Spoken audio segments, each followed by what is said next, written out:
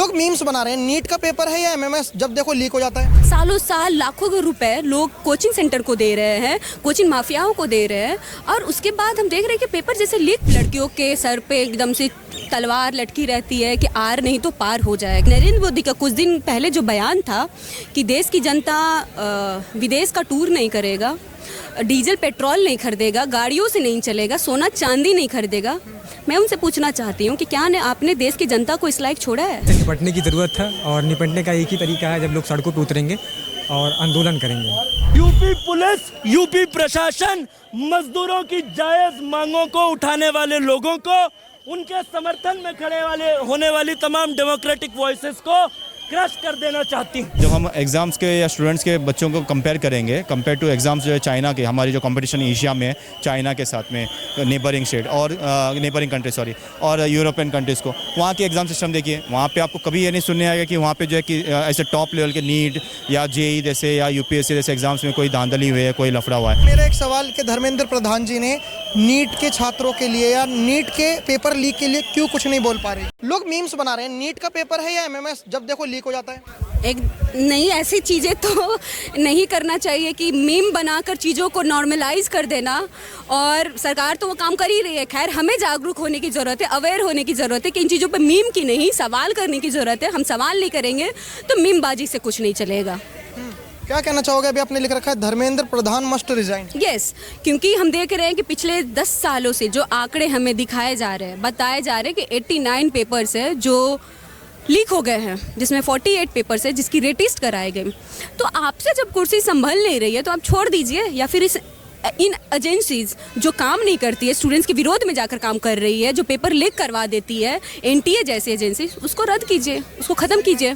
क्यों आप कर रहे हैं? क्योंकि ऐसे आज के टाइम में एजुकेशन एक ऐसी संस्था बन गई है जिसमें लोग खरीद बिक्री का काम कर रहे हैं। इतनी प्राइवेटाइजेशन उनको कर दिया गया है कि लोग पढ़ने से ज़्यादा पैसे बढ़ रहे हैं। सालों साल लाखों रुपए लोग कोचिंग सेंटर को दे रहे हैं, कोचिंग माफियाओं को दे रहे हैं, और उसके बाद हम देख रहे हैं कि पेपर लीक कर दिया जा रहा है। उन स्टूडेंट्स का क्या जो आखिरी बार पेपर में बैठ रहे थे? उन पेरेंट्स का क्या जो आजकल उम्मीद में थे कि हमारा कल भविष्य बदल सकता है, हमारा घर का रहन सहन बदल सकता है, हमारे आने वाले पीढ़ियां बदल सकती है। सबको 1 घंटे में आपने चकनाचूर कर दिया। मैम, जैसे आप महिला हो, काफ़ी सारे जो नीट के स्टूडेंट्स हैं ना, वो फीमेल ही हैं, और जब वो डॉक्टर की तैयारी करती हैं तो उनके घर वालों ना एक बात बोलते हैं कि अगर तुम्हारा सिलेक्शन अगर हो गया तो ठीक है, और अगर नहीं हुआ तो हम तुम्हारी शादी करा देंगे। वो इस चीज़ से बचने के लिए, अपने भविष्य को देखने के लिए वो नीट का पेपर देती हैं, और अब लीक हो गया तो कितनी लड़कियों की ज़िंदगी आपके हिसाब से बर्बाद होने वाली है? देखिए, यहाँ पे एकदम सही बात कह रहे हैं कि आप लड़कियों के सर पे एकदम से तलवार लटकी रहती है कि आर नहीं तो पार हो जाएगा। अगर आप एग्ज़ाम क्लियर करते हैं तो बहुत अच्छा, नहीं करते तो आपको एक कुएं में दलदल में ढकेल दिया जाएगा, जो कि सही बात है। और एक तरफ हम ये भी देख रहे हैं कि जो सत्ता में लोग बैठे हैं, जिनको इस तरह चीज़ों को करना चाहिए कि हर कोई शिक्षा जैसी चीज़ों को अवेल कर पाए, ले पाए, वही उनकी एक बयान होती है कि महिलाओं को पढ़ने की क्या ज़रूरत है, आप तो शादी करके कल से चले जाओगे, आपके पास सारे रिसोर्सेज है, लड़कियों को पढ़ने की ज़रूरत नहीं है। ये बयान बिहार के मुख्यमंत्री का है कि लड़कियों को पढ़ने की क्या ज़रूरत है। लेकिन उन्होंने सही कहा है कि हमने एजुकेशन नहीं बोला, एक शब्द बोला, मैं उसका शब्द भूल रहा हूँ, उसका हिंदी में अनुवाद होता है प्रोटेस्ट करना, सड़कों पर शिक्षा लेने की क्या ज़रूरत है? प्रोटेस्ट की बात नहीं थी, शिक्षा लेने की क्या ज़रूरत है? आप तो ससुराल चले जाओगे, आपकी तो शादी हो जाएगी, वहाँ भी आपको रिसोर्सेज हैं, हर चीज़ है आपको घर संभालने के लिए। आपकी किस चीज़ की कमी है कि आपको पढ़ाई करनी है? तो ऐसी बयानबाजी, और फिर आप कहते हो बेटी बचाओ बेटी पढ़ाओ। कौन सी बेटी बच रही है? आज दिल्ली में ही एक न्यूज़ चल रही है कि बस में एक लड़की के साथ गैंगरेप हुआ है। बिहार में हम देख रहे हैं कि किस तरह से लड़कियों के साथ मंत्री आवास से 2 किलोमीटर दूर एक लड़की को करके मार के फेंक दिया गया, जस्ट 2 किलोमीटर दूर। आप किस बेटियों के बारे में बात कर रहे हैं? मैम, जैसे मैंने पढ़ा कि 1947 में हमारा भारत देश इंडिपेंडेंस एक्ट पास होकर आज़ाद हो गए हम। 2 साल बाद चाइना हुआ। 1990 तक भारत और चाइना की करेंसी बिल्कुल सेम निकली। 1990 के बाद ऐसा हुआ कि चाइना हमसे बहुत आगे चला गया, उसमें 2 चीज़ों की वजह से, एक तो मैन्युफैक्चरिंग और एक शिक्षा। अब इसलिए वो विश्वगुरु बना हुआ है, अमेरिका और चाइना। आपको लगता है कि हम विश्वगुरु ऐसे बनेंगे कि एटलीस्ट जो स्टूडेंट मेहनत कर रहा है उसका उसका भी फेयर एग्जाम नहीं करवा पा रहे तो हम ऐसे विश्व गुरु बनेंगे? आप विश्व गुरु का बनाने का मकसद क्या है ये समझिए पहले कि किस तरह का विश्व गुरु आप चाह रहे हैं और किनको बनाने की कोशिश कर रहे हैं।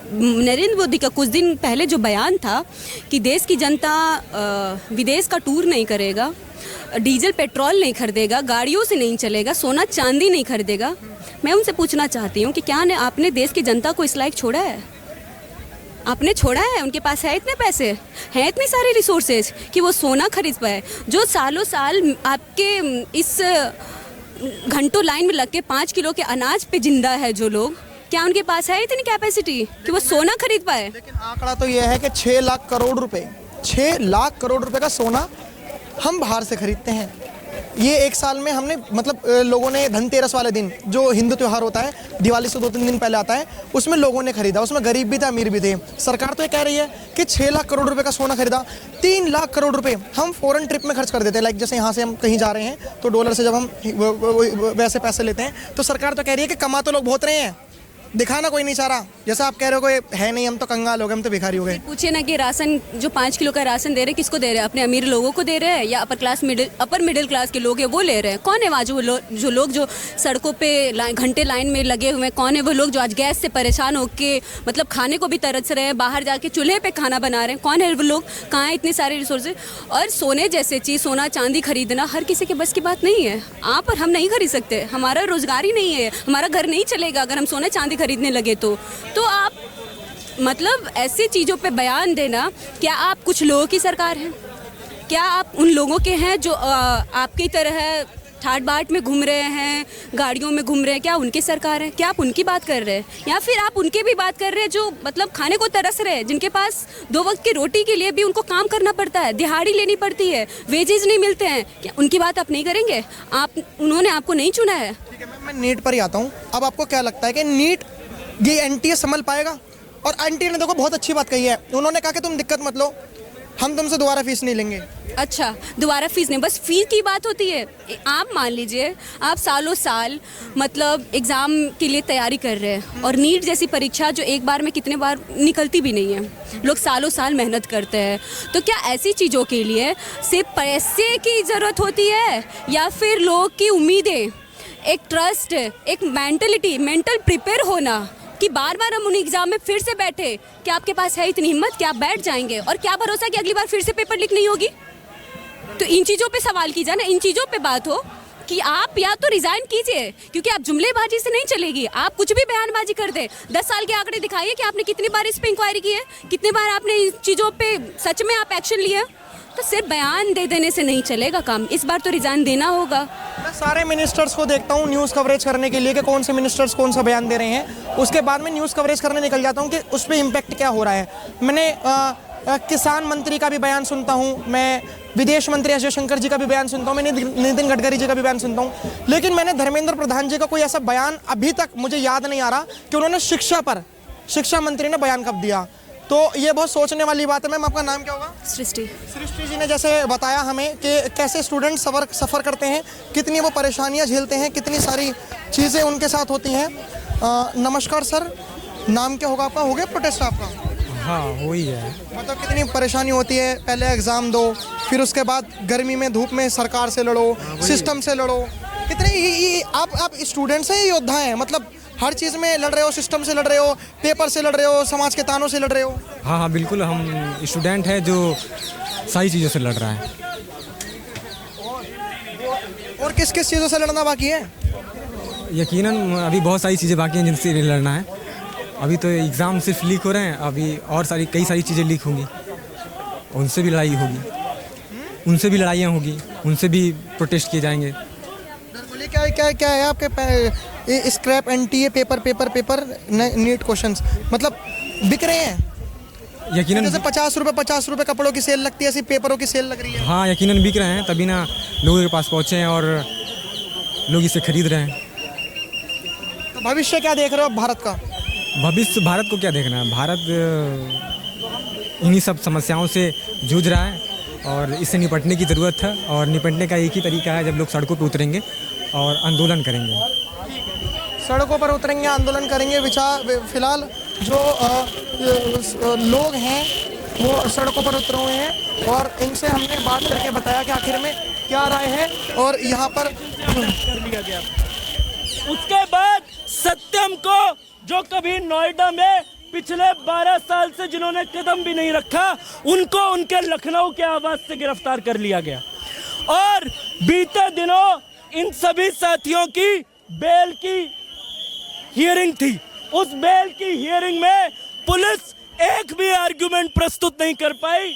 इसके डर में उन्होंने परसों एनएसए यानी कि नेशनल सिक्योरिटी एक्ट इन दोनों साथियों पे लगाया है और उनकी पूरी तैयारी है कि वो आगे जाकर ये नेशनल सिक्योरिटी एक्ट बाकी के साथियों पर भी लगाएं। ये ऐसा क्यों कर रहे हैं?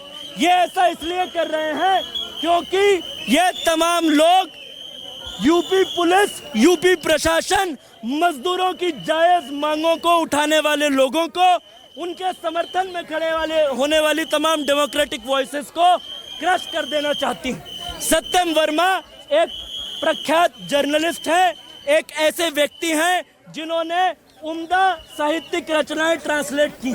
ठीक है, फिलहाल इनका मुद्दा अपना स्टूडेंट्स का भी है कि इनके स्टूडेंट्स को गिरफ्तार कर लिया, लेकिन हम ना नीट के ऊपर करने आए हैं कि आखिर में जो नीट के स्टूडेंट्स हैं उनकी क्या राय थी। काफ़ी सारे जो लोग हैं वो परेशान हैं। नाम यूनुस। क्या कहना चाहोगे जिस तरीके से लोग मीम्स फैला रहे हैं कि ये नीट का पेपर है, एमएमएस जब देखो लीक हो जाता है, 3 साल में 2 बार, वो 2 साल में 3 बार पेपर लीक हो गए, क्या कहना चाहोगे? सही बात है ना, जो हकीकत है वही है कि इस तरीके से जो है 24 में भी हुआ है, 25 में जो यूजीसी नेट का पेपर लीक हुआ है, फिर 26 में हो रहा है। तो एनटीए क्या एग्ज़ाम कंडक्ट करने के लिए बनी है या पेपर लीक कराने के लिए बनी है? अगर एनटीए अगर सही से एग्ज़ाम नहीं करा सकती बिना पेपर लीक के, that means NTA is something like it is not trustable agency, या उसके ऊपर जो है कोई ट्रस्ट नहीं कर सकता। इसके लिए हम वही कर रहे हैं कि नेवर ट्रस्टेबल एजेंसी। तो ऐसे एक आप कंपेयर करिए ना, आप विश्व गुरु कहते हैं, आप हम जो है इंडिया को हम विश्व गुरु, या फिर आप इंडिया को जो है भारत में जो है ऊपर टॉप 1 पे लाना चाहते हैं। जब हम एग्ज़ाम्स के या स्टूडेंट्स के बच्चों को कंपेयर करेंगे, कंपेयर टू एग्ज़ाम्स जो है चाइना के, हमारी जो कंपटीशन एशिया में है चाइना के साथ में, नेबरिंग स्टेट और नेबरिंग कंट्री और यूरोपियन कंट्रीज़ को, वहाँ के एग्ज़ाम सिस्टम देखिए। वहाँ पे आपको कभी ये नहीं सुनने आएगा कि वहाँ पे जो है कि ऐसे टॉप लेवल के नीट या जेई जैसे या यूपीएससी जैसे एग्ज़ाम्स में कोई धांधली हुई है, कोई लफड़ा हुआ है। वहाँ पे जो है सब पीसफुली होता है। तो बेसिकली ये है बोलना कि क्या ये जो है आप जो कर रहे हैं, मतलब एग्ज़ाम, क्या इसमें क्या ये खुलेआम दिख रहा है कि इसमें पूरा ऊपर से लेकर नीचे लेवल तक सब मिला हुआ है, सब लोग मिले हुए हैं इसमें। और मैं एग्जांपल ये दे रहा था कि बैंक में जब चोरी होती है तो चोरी में जो है बैंक के मैनेजर अगर इन्वॉल्व नहीं है तो वो चोरी कभी होती नहीं है। तो इसी तरीके से जब यूनियन मिनिस्टर या गवर्नमेंट इन्वॉल्व नहीं है तो इसका मतलब ये उससे अगर इन्वॉल्व है तो ही जो है ये पेपर में जो धांधली और पेपर में लीक होगा, वरना जो अगर ये नहीं है इन्वॉल्व तो इतना जो लेवल पर नहीं होता। और शर्म ये आनी चाहिए कि 24 में हुआ, उस वक्त प्रोटेस्ट किए गए, उस वक्त SIO स्टूडेंट एग्जामिनेशन से जो हम बिलोंग करते हैं, हमने जो है PIL भी फाइल की सुप्रीम कोर्ट में। तो सुप्रीम कोर्ट ने ये बताया कि हम जो है इसकी सख्त इसके कड़ी ये करेंगे, इस पर जो एक्शन लिया जाएगा। एक्शन क्या हुआ? एक्शन अगर सही से लिया जाता तो आज जो है 25-26 में वापस से जो नीट का पेपर लीक नहीं होता और 25 में जो है एनटीए के जरिए जो UGC नेट का पेपर लीक नहीं होता। तो हम देख रहे हैं कि these people are not competent. हम जो है डिमांड कर रहे हैं कि यूनियन मिनिस्टर, जो इतने करोड़ों से बच्चे जो छात्र हैं इंडिया में, जिनकी पूरी जो है ज़िंदगी इनके पर लगी है, और जिसको ये लीड कर रहे हैं एज ए यूनियन मिनिस्टर, ये जो है सबसे इनकॉम्पिटेंट मिनिस्टर है। इनको जो है रिज़ाइन करना चाहिए। अगर कुछ शर्म बची है तो रिज़ाइन करना चाहिए। दूसरे आदमी है NTA के जो डायरेक्टर है, वो रिज़ाइन करना है, बिकॉज उनके नेतृत्व में ये सारी चीज़ें हुई है। He is not competent enough.